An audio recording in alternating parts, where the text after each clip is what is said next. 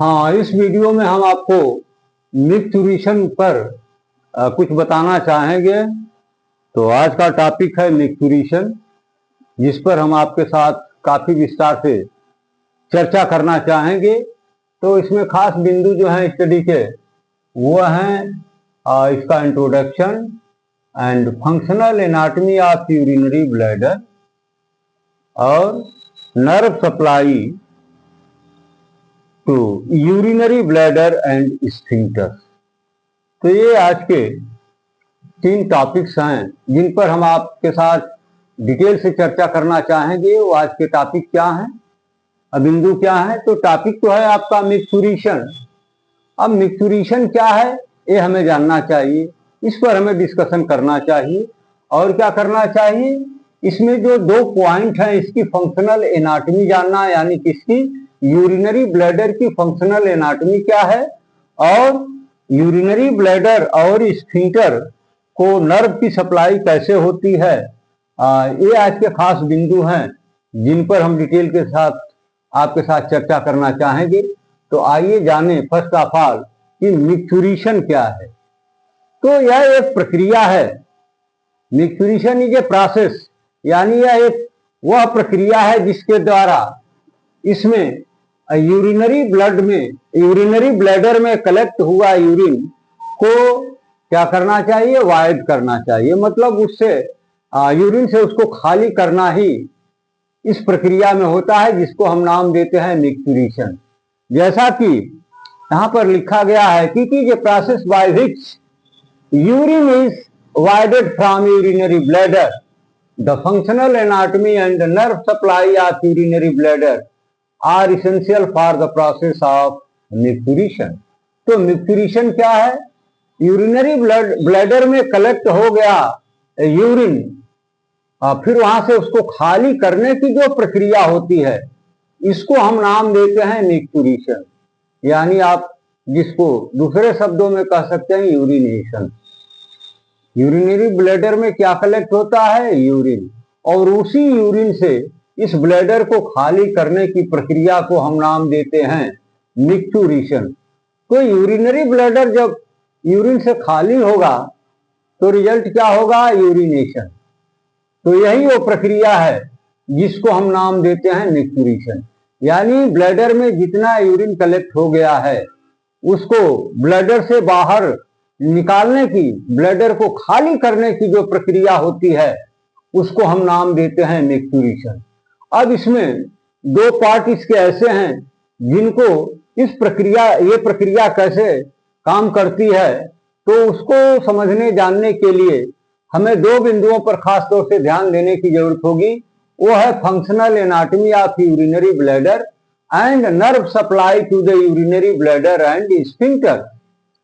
तो ये कैसे इसकी फंक्शनल एनाटॉमी काम करती है, क्या उसका रिस्पांस है, क्या भूमिका है। तो आइए सबसे पहले हम इसी को देखते हैं, functional anatomy of urinary bladder. Urinary bladder की क्रियात्मक एनाटॉमी क्या है, तो इसके बारे में जानिए। Bladder consist of 3 part, body, neck and internal urethral sphincter. तो ब्लैडर के 3 पार्ट एनाटॉमिकली जब आप इसको स्टडी करते हैं तो ये 3 पार्ट आपको मिलते हैं। इन्हीं 3 से मिलकर के ब्लैडर का निर्माण होता है।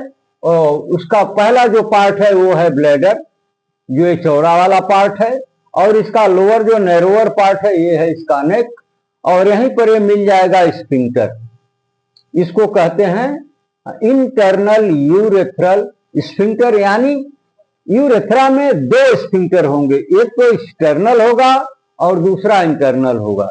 जो इंटरनल होगा वो ब्लैडर में ओपन होगा, जो एक्सटर्नल होगा वो बॉडी सरफेस से बाहर की तरफ खुलेगा। तो फिलहाल हम चर्चा करेंगे यूरिनरी ब्लैडर और इंटरनल यूरेथ्रल स्फिंक्टर। ये यहाँ पर लेबल किया गया है इंटरनल स्फिंक्टर, और ये यूरेथ्रा है, ये इसका एक्सटर्नल स्फिंक्टर है, और ये इसका इंटरनल स्फिंक्टर है। और टोटल मिलाकर के क्या बन गया, ये बन गया कंप्लीट यूरेथ्रा। ठीक है। तो ब्लैडर के 3 पार्ट आपको बताए गए, पहला बॉडी और दूसरा नेक और तीसरा है इंटरनल यूरेथ्रल स्फिंक्टर। तो जो बॉडी है उसका निर्माण कैसे होता है? तो इसका निर्माण होता है स्मूथ मसल के फाइबर से। अब स्मूथ मसल का फंक्शन क्या होता है ये आपको पता है? अगर ना भी पता है तो मैं आपको बता देता हूं। ये इनवॉल्यूंटरी मसल होती हैं, यानी इनके काम पर आपकी इच्छा का कोई बस नहीं चलता है, आपके चाह देने से काम नहीं करती हैं। इसके अपोजिट जैसे स्केलेटल मसल है, तो स्केलेटल मसल आप जो चाहते हो एक्टिविटी वो रिस्पांस करके देती है, लेकिन ये जो स्मूथ मसल से बने हुए ऑर्गन्स हैं, या इनकी उपस्थिति जहां जहां है वहां आपके इच्छा के अनुसार कार्य नहीं होता है, ये अपने हिसाब से ऑटो सिस्टम से काम करती हैं। इनको हम नाम देते हैं स्मूथ मसल्स या इनवॉल्यूंटरी मसल्स। तो ये जो ब्लैडर है, यूरिनरी ब्लैडर, इसका निर्माण किस मसल से होता है? तो इसका फॉर्मेशन स्मूथ मसल के फाइबर्स के द्वारा होता है, लेकिन इनको हम एक नाम देते हैं डिट्रूसर मसल। ये जो ब्लैडर में स्मूथ मसल पाई जाती है उसको हम किस नाम से जानते हैं? डिट्रूसर मसल। ये नाम क्यों दिया गया, क्या जरूरत थी?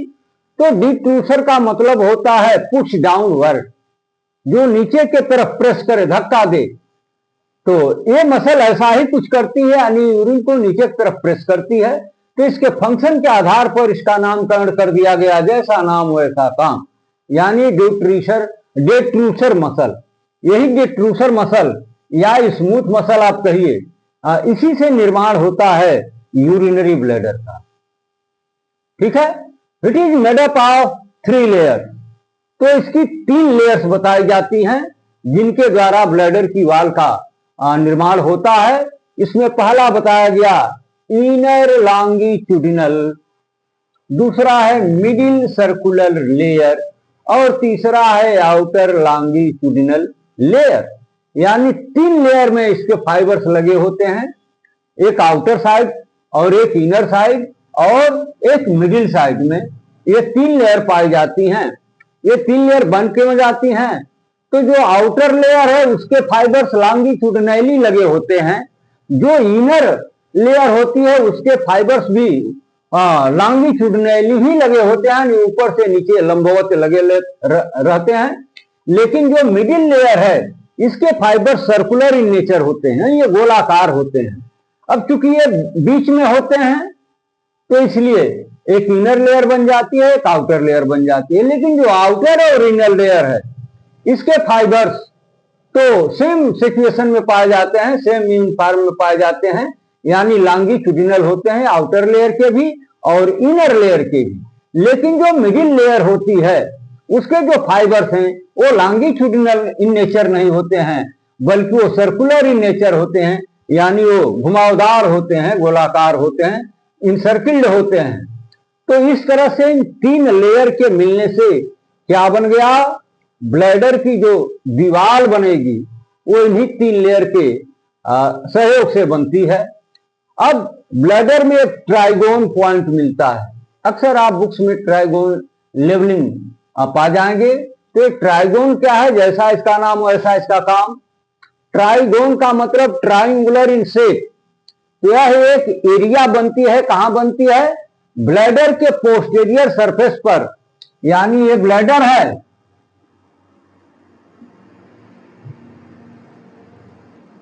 तो इसके पोस्टीरियर सरफेस पर ऐसे ट्राइंगुलर एरिया बनती है, इसी को कहते हैं ट्राइगोन। ये देखिए त्रिकोणी है और यहीं पर ये यूरेटर, इसके जो दोनों सुपेरोलैटरल एंगल हैं यहीं पर यूरेटर की एंट्री होती है ब्लैडर के अंदर। तो आइए आगे चलते हैं, देखते हैं क्या होता है। तो ये जो डिट्रूसर मसल है इसकी जो दीवारें हैं ये ब्लैडर की बनाने वाली वो 3 लेयर की होती हैं, एक आउटर, एक इनर और एक मिडिल लेयर। तो तीनों में अंतर क्या है? जो आउटर लेयर है वो लॉन्गिट्यूडिनल फाइबर से बनती है, जो इनर है वो भी लॉन्गिट्यूडिनल फाइबर से ही बनती है, लेकिन जो मिडल होती है उसके फाइबर सर्कुलर इन नेचर होते हैं। अब एक पॉइंट आ गया ट्राइगोन। ये ट्राइगोन क्या है? तो यह एक ट्राइंगुलर एरिया है जो ब्लैडर के पोस्टीरियर सरफेस पर दिखाई देती है, और इसके जो सुपेरोलैटरल एंगल, जो दो एंगल ऊपर दिख रहे हैं, वहीं पर जो यूरेटर है, राइट एंड लेफ्ट यूरेटर, इस ब्लैडर के अंदर एंट्री करते हैं। ये है राइट यूरेटर और ये है लेफ्ट यूरेटर। तो इसी सुपेरोलैटरल एंगल से ये दोनों साइड से यूरेटर इस ब्लैडर के अंदर एंट्री कर जाते हैं। और क्या मिलेगा इसमें आपको?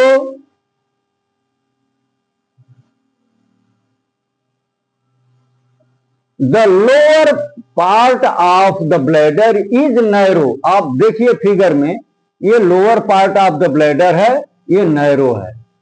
और तो इसमें क्या बताया गया कि lower part of the bladder is narrow and forms the neck. ये रहा neck of the urinary bladder, ये रही बॉडी, ये रहा नेक। तो इसका जो लोअर इंड होता है, लोअर पार्ट होता है, वो नैरो होता है। और क्या बना देता है? जब ये नैरो होता है तो यहां पर नेक का फॉर्मेशन, उस पार्ट को हम नाम देते हैं neck of the urinary bladder. और जैसा कि आप जानते हैं, नेक की डिफिनीशन ही बताई जाती है, narrow structure is known as neck. तो distal end of the bladder is narrow and guarded by the internal urethral sphincter made up of detrusor muscle which opens in urethra at the distal end of urethra, has external urethral sphincter made up of skeletal muscle fibers, acts as voluntary control of micturition। जो पहले आपको बता दिया गया, ये जो bladder डिट्रूसर muscle का बना होता है, तो ये बॉडी ऊपर इसकी है तो चौड़ा चपटा भाग है, लेकिन इसका जो लोअर इंड है वो नैरो होता है। जब नैरो होता है तो उसको हम बॉडी ना बोल करके neck of the urinary bladder बोलते हैं। और वहीं पर एक स्फिंक्टर मिलता है जिसको हम नाम देते हैं इंटरनल यूरेथ्रल स्फिंक्टर। यानी ये यूरेथ्रा है, इसका ये इंटरनल इंड है और ये एक्सटर्नल इंड है। तो यहां पर जो नेक पर ब्लैडर ये स्फिंक्टर मिल रहा है, इसको हम नाम देते हैं इंटरनल यूरेथ्रल स्फिंक्टर। ये ऊपर की तरफ ब्लैडर में और नीचे की तरफ यूरेथ्रा में ओपन होता है, और यही वो रास्ता है जिसको यूरिन यहां से पास आउट होता है। लेकिन जब इस स्फिंक्टर इसको अवरुद्ध कर देता है तो फिर यूरिन ब्लैडर में रुक जाता है और इधर बाहर की तरफ उसका फ्लो जो है रुक जाता है।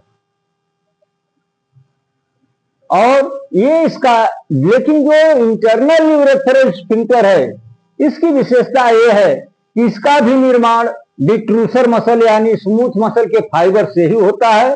लेकिन जो ये एक्सटर्नल स्फिंक्टर है, इसका निर्माण स्मूथ मसल के फाइबर से न होकर के स्केलेटल मसल के फाइबर से होता है। इसलिए यह वॉलंटरी रिस्पांस करता है, और जो इंटरनल है वो इनवॉलंटरी रिस्पांस करता है। अब आ जाइए nerve supply to urinary bladder and sphincter. अब इनको काम करने के लिए नर्व सप्लाई की जरूरत होती है। बिना नर्व के यहां पर कोई रिस्पांस मिलने वाला नहीं है। तो ये नर्व सप्लाई आखिर कैसे होती है ब्लैडर को और ये स्फिंक्टर्स को? तो इसमें दिया है कि bladder and internal sphincter are supplied by sympathetic and parasympathetic. यानी ये दोनों किसके डिवीजन है? ANS, autonomic nervous system. ये दोनों जो डिवीजन है sympathetic and parasympathetic, both are the division of autonomic nervous system. तो इन्हीं की सप्लाई होती है किस पर? ब्लैडर पर, इंटरनल स्फिंक्टर पर, और एक्सटर्नल स्फिंक्टर जो है उसकी सप्लाई किसके द्वारा होती है? सोमैटिक नर्व के द्वारा होती है। तो नर्व सप्लाई में आपने देखा कि यूरिनरी ब्लैडर और इंटरनल यूरेथ्रल स्फिंक्टर दोनों को ये जो ऑटोनॉमिक नर्वस सिस्टम के दोनों डिवीजन हैं, यानी सिंपैथेटिक और पैरासिम्पैथेटिक, इनके द्वारा नर्व की सप्लाई की जा रही है। लेकिन वहीं आप देखेंगे कि एक्सटर्नल यूरेथ्रल स्फिंक्टर जो है, इसकी सप्लाई इनके द्वारा न होकर के ये सोमैटिक नर्व फाइबर्स के द्वारा होते हैं। ठीक है, तो इंटरनल और ब्लैडर की सप्लाई सिंपैथेटिक पैरासिम्पैथेटिक नर्व के द्वारा की जा रही है, जबकि एक्सटर्नल यूरेथ्रल स्फिंक्टर की सप्लाई सोमैटिक नर्व फाइबर्स के द्वारा की जा रही है। अब इसमें ये जो सिंपैथेटिक नर्व सप्लाई है, ये कैसे कंटिन्यू होती है, कैसे रिस्पांस करती है, ये कहां से निकल के आती है, इसके फाइबर्स कहां से निकल के आते हैं, ये तमाम बातों की हम चर्चा सिंपैथेटिक नर्व सप्लाई में करना चाहेंगे। तो इसमें दो पार्ट होते हैं, एक पार्ट होता है pre ganglionic fibre of sympathetic nerve और दूसरा होता है post ganglionic fibres of sympathetic nerve. तो ये जो प्री गैंग्लियोनिक फाइबर्स हैं सिंपैथेटिक नर्व्स के, ये कहां से निकलते हैं, तो L1 L2 सेगमेंट ऑफ, ये देखिए L1 और ये रहा L2, ये क्या है, स्पाइनल कार्ड के दो सेगमेंट, लंबर रीजन के दो सेगमेंट हैं। यहीं से ये देखिए दो ये निकल करके नर्व आ रही हैं, ये देखिए एक ऊपर और एक नीचे, एक L1 से और एक L2 से। तो ये बताया गया कि pre ganglionic fibres of sympathetic nerve arise from the L1 and L2 segment of the spinal cord. तो यहां से तो निकले, फिर आगे क्या होता है कि from here fibres pass through the lateral sympathetic chain, ये ब्लैक कलर से दिखाया गया है, ये होता है लैटरल सिंपैथेटिक चेन, यानी वर्टिब्रल कॉलम के स्पाइनल कार्ड के दोनों लैटरल साइड में, राइट साइड और लेफ्ट साइड दोनों साइड में एक सिंपैथेटिक चेन होती है जो इसके पैरेलल लगी होती है। तो ये फाइबर्स यहां से L1 L2 segment of spinal cord से निकलने के बाद ये कहां एंट्री कर गए, तो ये जो लैटरल सिंपैथेटिक चेन है इसमें एंट्री कर गए। ठीक है, ये फिगर आपको मदद करेगा। लेकिन यहां पर कोई साइनेप्स यानी कोई जोड़ नहीं हो रहा है, किसी के साथ इनका यूनियन नहीं हो रहा है, ये फ्रेश तरीके से यहां से निकल करके इसमें एंट्री तो किए जरूर, लेकिन उसी रूप में फिर यहां से ये बाहर निकले और ये कहां पहुंच गए, हाइपोगैस्ट्रिक गैंग्लियन। ये देखिए आगे गैंग्लियन है जो उसका नाम लेबल किया गया है हाइपोगैस्ट्रिक गैंग्लियन। तो यहां से निकलने के बाद ये लैटरल सिंपैथेटिक चेन में बिना किसी साइनेप्स के एंट्री करने के बाद यहां से आगे बढ़ जाते हैं और अंततोगत्वा कहां पहुंच जाते हैं, तो हाइपोगैस्ट्रिक, ये देखिए हाइपोगैस्ट्रिक गैंग्लियन है। यहां पर ये जो pre ganglionic part of sympathetic nerve है उसका टर्मिनेशन हो रहा है और यहीं से दूसरा पार्ट निकल रहा है जिसको हम नाम देते हैं पोस्ट गैंग्लियोनिक सिंपैथेटिक फाइबर। तो ये पोस्ट गैंग्लियोनिक है और ये प्री गैंग्लियोनिक है। तो इस गैंग्लिया के बाद वाला जो पार्ट है ये है पोस्ट गैंग्लियोनिक। तो ये कहां से निकल रहा है, यहीं से निकल रहा है, हाइपोगैस्ट्रिक गैंग्लियन से निकल रहा है। तो through the lateral sympathetic chain without synapse in the sympathetic ganglia and finally terminate in hypogastric ganglion. The postganglionic fibers arising from this ganglia, यानी पोस्ट गैंग्लियोनिक फाइबर यहां से हाइपोगैस्ट्रिक गैंग्लियन से arise हो रहे हैं, क्योंकि प्री गैंग्लियोनिक पार्ट का यहां पर इंड हो जा रहा है और इसके दूसरे पार्ट की बिगिनिंग हो रही है जिसको हम नाम देते हैं पोस्ट गैंग्लियोनिक फाइबर। तो यहां से पोस्ट गैंग्लियोनिक पार्ट का की बिगिनिंग हो रही है और फिर ये कहां जा रहे हैं, तो from hypogastric nerve which supply the डिट्रूसर muscle, यहां से निकलने के बाद ये कहां चले गए, from hypogastric nerve which supply the डिट्रूसर muscle. ये देखिए एक निकल करके चला गया ब्लैडर में और दूसरा निकल करके चला गया इंटरनल यूरेथ्रल स्फिंक्टर। देख रहे हैं, ये दोनों डिफ्यूजर मसल से ही पार्ट बनते हैं, ब्लैडर भी और इंटरनल स्फिंक्टर भी इसी से बनता है। तो दोनों में एक एक ब्रांच जा रही है, L1 वाली ब्लैडर में चली गई, L2 वाली स्फिंक्टर में चली गई। अब वहां ये पहुंच गए। अब क्या होता है कि इनका अब रिस्पांस आना बाकी है, ये पहुंचने को तो पहुंच गए।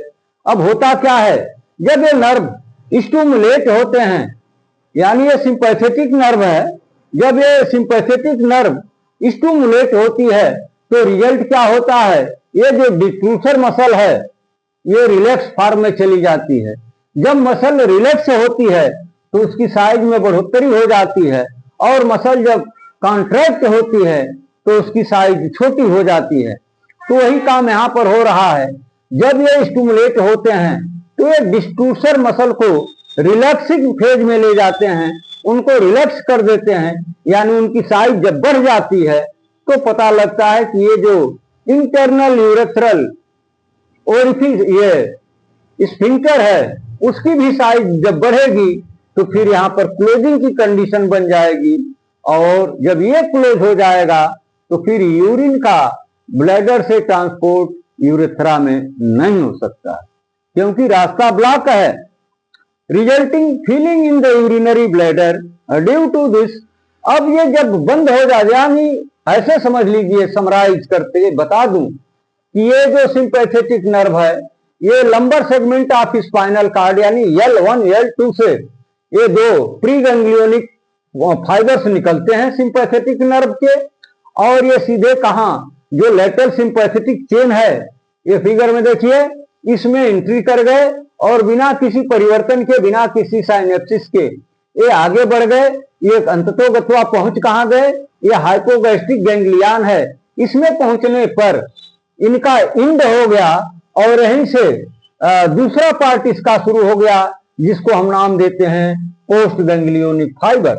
अब यहां से निकलने के बाद इसमें से ये जो एक पार्ट ऊपर वाला देख रहे हैं वो ब्लैडर में एंट्री कर गया और दूसरा चला गया इंटरनल यूरेथ्रल ओरिफिस में। अब ये यहां पहुंच गए। जब ये स्टिमुलेट होता है, जब इसमें स्टिमुलेशन होगा सिंपैथेटिक नर्व में, ये स्टिमुलेट होगी तो रिजल्ट क्या होगा, ये जो डिफ्यूजर मसल का या स्मूथ मसल का ब्लैडर और इंटरनल यूरेथ्रल स्फिंक्टर बना है, इसमें रिलैक्सेशन हो जाता है, यानी मसल की साइज बढ़ जाती है और स्फिंक्टर की साइज बढ़ जाती है। तो रिजल्ट क्या होगा, जब मसल की साइज बढ़ेगी तो जो रास्ता है यूरिन का यूरेथ्रा में जाने का वो क्लोज हो जाता है।